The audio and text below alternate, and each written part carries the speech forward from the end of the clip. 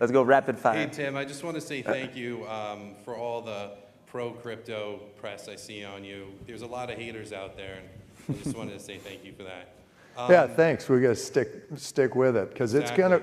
I mean, I know what it could do for society, so I'm hanging in there all the way. You know, it's going to be really important, and we're all going to look pretty nice when it happens. Yes, and Hey folks, how's it going? Welcome to another episode of Marketing Insights. Today I'm going to talk a little bit about what's going on in the markets and how it relates to crypto and blockchain and specifically marketing. Right now, you could probably say there's panic in the streets, or, you know, other expressions that are popular. And smart investors, at least the ones that I'm aware of, you know, whether they realize it or not, they practice something called patience in a time like this. If they're already invested in future assets that they believe are going to do well after a crash. And so I like to think of this as, you know, I think of patience, and a great easy way to remember that it's important is to remember every time you see a market crash, put another token in everyday nerves crying exit. And that's an acronym for patience, right? Put another token in everyday nerves crying exit. When your better judgment is telling you to leave the market because everything seems bleak, that's probably the best time to actually get into it. Now, this is just my opinion, obviously not financial advice. I'm not a financial advisor. This is for my own entertainment. Hopefully you find it useful or interesting, but I'm definitely not advising anybody buy or sell any kind of securities or other financial assets. But these are my observations about what's going on right now, and I think it's quite an important time to be aware, situationally aware of what's going on in the world and in the markets. When you think about it, as the markets are literally running with blood in the streets right now, it's important to remember that the smart money always buys when there's panic and when the markets hit new lows. This is a classic textbook example of when the smart money have already taken their profits by and large. They've invested a portion of them into new assets, and they're carefully watching for when the markets hit their actual new lows in order to scoop up the best new deals on the freshly devastated markets. I wrote earlier today, I wrote this today, and more of what I wrote is, make no mistake, this moment is truly epic. It is absolutely a historical moment if you're a market observer and an observer of economic history. This moment is truly epic, and it's one that future business school students will study. I'm as sure of that as I am that there will be night after day. And so will students of political history and political science, who absolutely know to this point in their learning. It's as significant a change, I believe, if not more so, than the first internet revolution, which really was responsible for liberating and democratizing information. And now this internet revolution, which is really unstoppable, is the democratization, or the liberation and democratization of finances and assets and other things people think of as property. That's what's happening right now. It's been happening for years. And as the regular markets crash, it's real easy to see why the smart money has already quietly bought massively into crypto just over the past 9 months or so since the last collapse, right, in January or February. And when the traditional markets hit their new bottoms, the smart money will definitely go right back into those as well and take up their positions there. Just as they'll be positioned to see significant returns in their crypto investments. Again, just in the last 9 months, we've seen institutions like Yale University and Harvard University, and we've seen financial institutions like Fidelity and JP Morgan Chase, all taking up major positions, and we've seen thought leaders like Steve Wozniak and other people in this world that know and understand the technology and the impact it could easily have on society. And they're all drumming it up, maybe some more quietly than others, maybe some are only doing it at insider conferences. But if you read this news, what's going on with the blockchain and crypto, there is no doubt this stuff is going to go through the roof. We're going to see. I mean, if you think the bull run last year was anything, you ain't seen nothing yet, right? Just think about, last year's bull run drove the market up to around 800 billion in market cap, and then it crashed down to about, we're at like 200 billion now, give or take. And that was on retail money alone, no outside investor help from institutions. Just think about what's going to happen when the trillions of dollars are going to come pouring in from these investment houses that have said they're going to be making those kind of moves in the coming months or years. So it's easy to see that those returns really will be easily achieved once the likes of Fidelity and JP Morgan Chase and TD Ameritrade and all those folks, and once they've decided to basically flip the switch and decided that crypto is ready for primetime marketing, they're going to do it. And, there are challenges that remain. For example, if the tech, remains short of satisfactory, then that will stunt the potential growth, maybe for a short time, maybe for a long time. Who knows? Some other tech could come along and supplant blockchain. That's all, that will also likely happen at some point in the future, but will that future be distant or nearby? That has yet to be determined. But meanwhile, people are still waiting for a lot of the promise of the tech of blockchain, and that really is one of the things that could hold it back from mass adoption and could yield a longer than expected bear market in crypto and, causing a potential bull run on that market to not happen. I personally think that we're likely to see another 12 to 18 months of bear market. Historically, that's where we should be at right now. It could be as little as 3 to 6 months on the very, very bullish side if things start going fantastically well in some announcements coming up in the next couple of months. We could see dramatic rises again. But realistically, if that doesn't happen, it would not be unusual to see another year of down market for crypto and then a rise up. Just if you look at the timeline of how Bitcoin and the overall market has done. But, as for the longer sort of 10-year and beyond view, it seems likely that this type of evolution that we're seeing in finance and digital assets is absolutely going to take place. If you think about it, money and currency and economics and finance and investing have always historically and technologically evolved at fairly rapid rates, right? I mean, we were using shells and beads just a few thousand years ago, and we've evolved through many different kinds of things people call money in just that short period of time.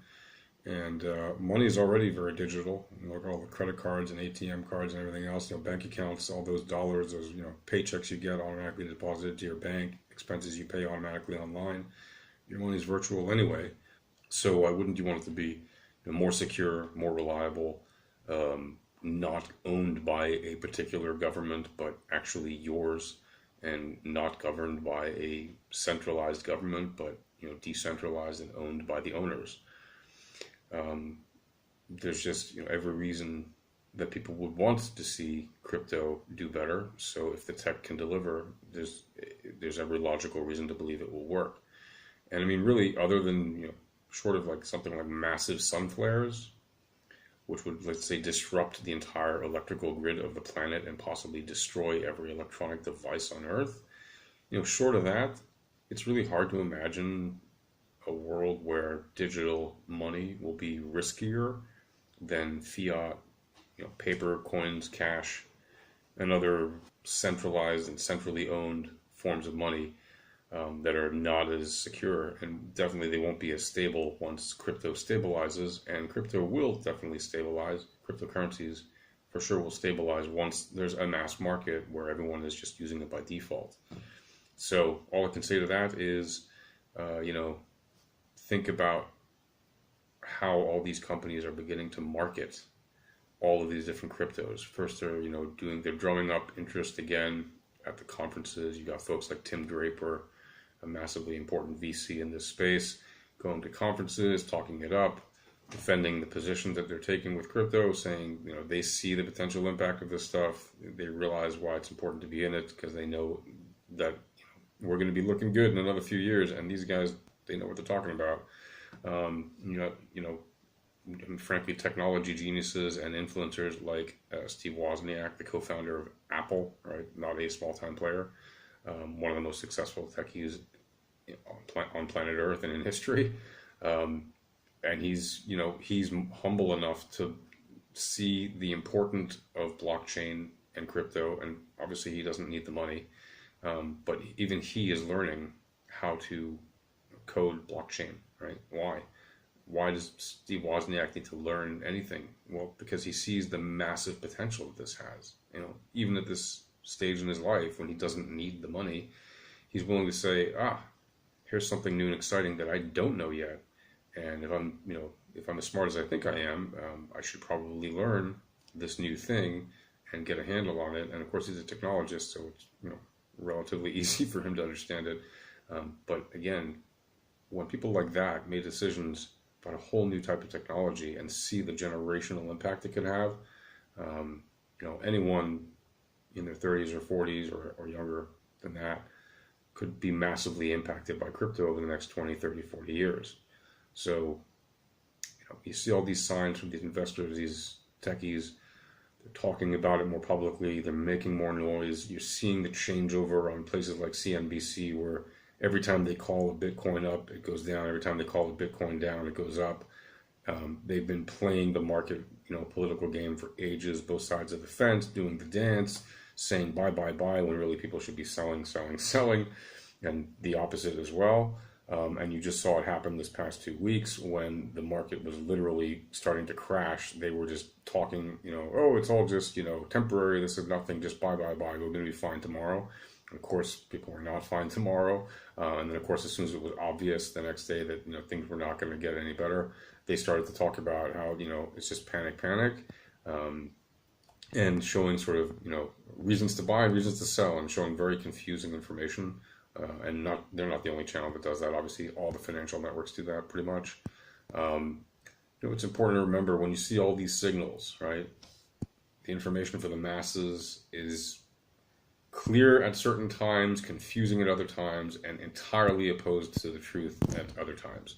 And right now we have a situation where the information being driven to the masses is intentionally confusing, in order to allow the bloodletting on the streets to happen so that the wealthy classes can scoop up all the available profits as soon as the new lows are hit. So this is a classic example, like I said early on, and it's important now, if anything, to be at least monitoring and being aware and watching for the new opportunities, because they're here and they're only going to get more present as time goes on. And I absolutely, think that patience is the key to the crypto market in this particular time. Who knows when the rise is going to happen? No one can time that. You shouldn't waste your time trying. But is it likely to happen? Especially now that the traditional markets have started to take their dive and their much needed and way overdue correction? Yes. Is it terrible that some people are losing a lot of money? Yes, they should sell now, probably, if they're smart. I mean, that's my opinion, whatever. But they should sell and buy into something that is going to grow. That's what I think. And what's going to grow next, I really believe it's blockchain and crypto. So, with that said, my portfolio, includes, some stalwarts like Bitcoin and Litecoin and Ethereum. But also, a bunch of altcoins. I'm clearly, happy to talk about FLite.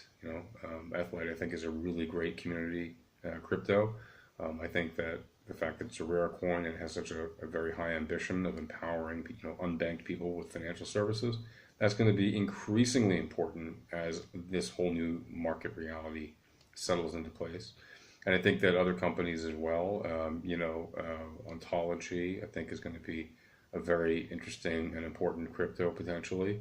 Even if you look at the coins of exchanges like Binance, which has its own BNB coin, which I hold also, I think is a fabulous, really, concept to own, coins in an exchange that people actually use to buy and sell. It has shown, a good level, relatively, of stability, and that's because people on the markets are using it to buy on Binance to buy and sell other tokens in order to save fees. That's one of the benefits of that token, so that's very useful. I think there's other companies like EchoReal that are going to be or I think that's how they spell it. Anyway, there's a number of real estate tokens that I also hold that are going to be basically enabling people's ability to buy and sell real estate very easily with crypto using smart contracts and things like that.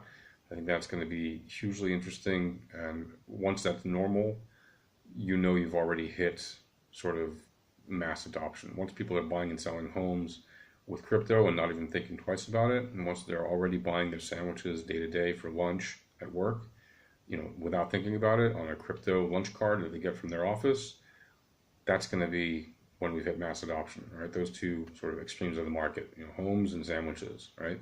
Homes and ham sandwiches or whatever people eat. Once those norms happen, that means that the market in crypto will have already done a large chunk of the work necessary, and we're starting to see it now. So by all means, I think this is a market worth looking into. And as always, I hope you buy low and sell high. And until next time, take care.